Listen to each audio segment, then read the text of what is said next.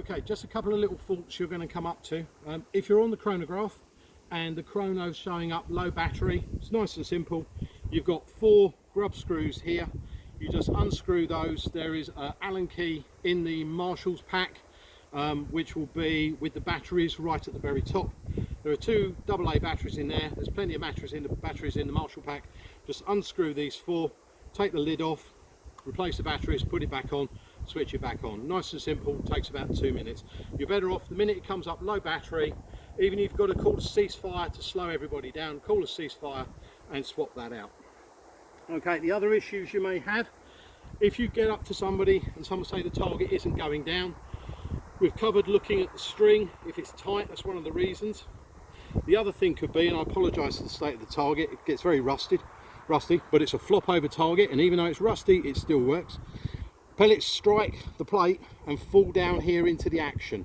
If it falls down in, that could actually stop it falling backwards.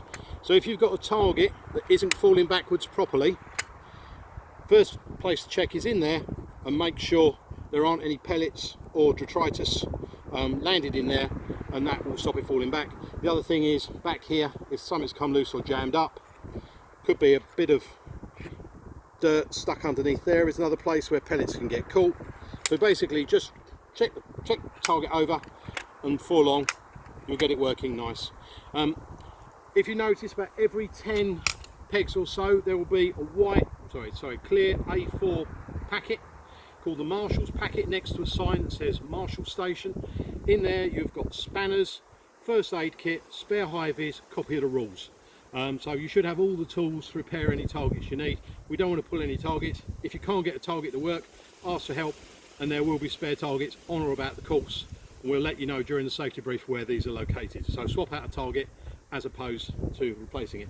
The other thing is, if you are swapping out a target, obviously the kill zone has to be the same size. And if you can, if it's a rat that's failed, try and replace it with a rat. If you haven't got a rat, don't replace it with a lollipop or something like that. Replace it with a rabbit or something like that. Something with a similar amount of kill size around the actual kill zone itself. So like for like, as far as we can possibly go. Okay, thank you. Right, last one. And that hang on, something's